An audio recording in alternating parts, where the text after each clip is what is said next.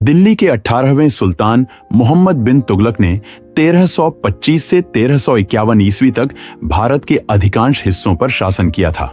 सबसे बुद्धिमान मूर्ख बादशाह दिल्ली के 18वें सुल्तान मोहम्मद बिन तुगलक को दिया गया एक उपनाम था। मोहम्मद बिन तुगलक एक प्रतिभाशाली विद्वान, दूरदर्शी शासक था, पर उसकी सन की नीतियों के चलते कई आपदाएं, विद्रोह और नुकसान हुए। तुगलकी फरमान उसी के समय से है। मोहम्मद बिन तुगलक ने योजनाएं तो कई बनाई, पर उसकी योजनाएं असफल रहीं।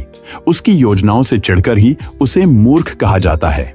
वैसे मोहम्मद बिन तुगलक दिल्ली के सभी सुल्तानों में सबसे ज्यादा पढ़ा लिखा था। उसे अरबी, फारसी, गणित, ज्योतिष, चिकित्सा जैसे विषयों का बड़ा ज्ञान था। उनकी फिजूल खर्ची के कारण 1344 ईस्वी में भयंकर अकाल पड़ा था। उसके दो शौक थे, खुश होकर उपहार बांटना, वहीं गुस्से में आकर खून बहाना। मोहम्मद बिन तुगलक ने टोकन मुद्रा या तांबे के सिक्के चलाए, पर टोकन मुद्रा विफल रही क्योंकि इसे नकली बनाना और अवमूल्यन करना आसान था। बाजार नकली और बेकार सिक्कों से भर गया और मोहम्मद बिन तुगलक का खजाना खाली हो गया क्योंकि उसे तांबे के सिक्कों को सोने और चांदी के सिक्कों से बदलना पड़ा। मोहम्मद बिन तुगलक के सबसे कट्टरपंथी और विवादास्पद निर्णयों में से एक था अपनी राजधानी को दिल्ली से दौलताबाद स्थानांतरित करना। तुगलक ने 3,70,000 सैनिकों की एक विशाल सेना तैयार की और सैनिकों को एडवांस सैलरी दी गई, पर उसमें से कई सैनिक युद्ध लड़ना ही नहीं जानते थे।